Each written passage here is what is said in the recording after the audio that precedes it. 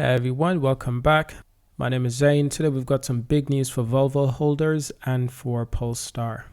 Now, Volvo and Polestar leads Australian EV sales as Tesla delivered Drought continues into May. This is quite interesting. This is very interesting. So let's read into it and try to understand. Now, the Polestar 2 and the Volvo XC40 Recharge model have led a continued surge in the Australian EV sales in the month of May. Despite the global supply problem that has caused a big slump in petrol and diesel car sales, interim data, we've yet to get the final figures from all makers, show the Volvo XC40 Recharge led the pack with 174 sales in May, and the Polestar 2 was not far behind with 153 sales. Both cars have shared parent company Geely Automotive. But the biggest story is perhaps the continued decline of Tesla sales, with just 12 models of the Model 3 delivers in the entire month. So according to VFacts, data released by Federated Chamber of Automotive Industry, Tesla, however, still easily leads the year-to-date sales with nearly 4,500 Model 3s. Those are all delivered vehicles, nearly 10 times its nearest rival, but new customers have been told of a wait list of up to 12 months. That's extraordinary. A good bit of news was recently reported by Tesla Australia's ship tracking expert, Veda Prime, around a shipment of over 150 Tesla Model 3s that will be arriving before the end of June. Now, these shipments include a mixture of Tesla Model 3 that are all rear-wheel drive, long-range, and stealthy performance model.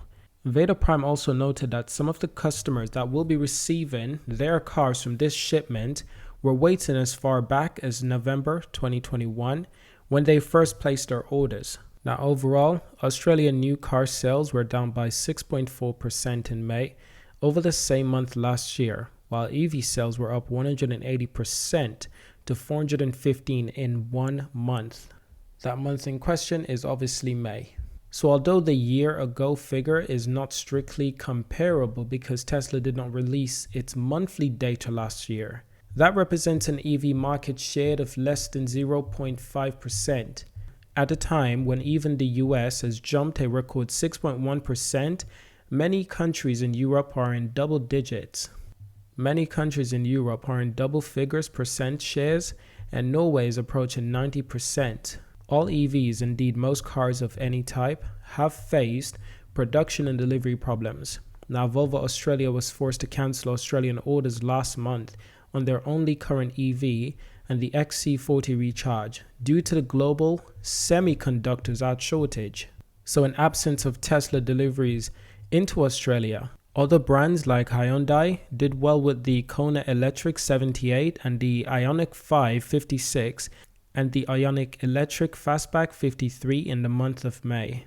Now, other EV sales from the month of May include the Mercedes-Benz EQA 32, the Porsche Taycan 42, Kia EV6 40, and the Mercedes EQC 16. So that's quite impressive. The Mercedes EQC only had 16 deliveries, while the Mercedes-Benz EQA had 32. The Porsche Taycan had 42, with Nissan Leaf having 46. Now, more expensive models in May included the Audi e-tron had 8 deliveries, while the BMW i4 had 49 deliveries. That's quite extraordinary. The Mazda MX-30 had 44 deliveries, and the BMW iX had 36 deliveries.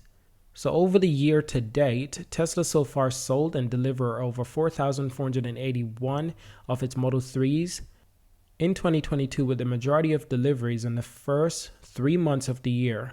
The next best-selling model is the Hyundai Kona EV, which has sold 472 new customers until the end of May. Now, this is really impressive for Polestar. Obviously, this mainly due to the fact that Tesla simply is having shortages. What you do have to understand about the EV market is that there's so much uncertainty. And because the EV market is still developing, it's still not perfected like the combustion engine vehicle market. Because of this reason, sometimes we'll have numbers like these, when Polestar appears to be outselling Tesla, but in reality, it's only because Tesla is having shortages. Now, don't get me wrong, I love the fact that Polestar is selling really well. And I like seeing that they're getting the publicity because the Polestar 2 is a strong competitor for the Tesla Model 3. It's a strong competitor, it's a great competitor, and I do believe that it does deserve a lot more attention than it has been getting. Now recently, since Polestar unveiled the Polestar 2 BST Edition 270, they have been gathering a lot more attention from the wider media and from the YouTuber community, which is great. It's perfect. It's exactly the market that they want to strive to attract. I think this will benefit Polestar quite greatly. And naturally, I hope to see more of this in the future. Thank you for watching this video. Subscribe, let me know what you think, and I'll see you in my next video.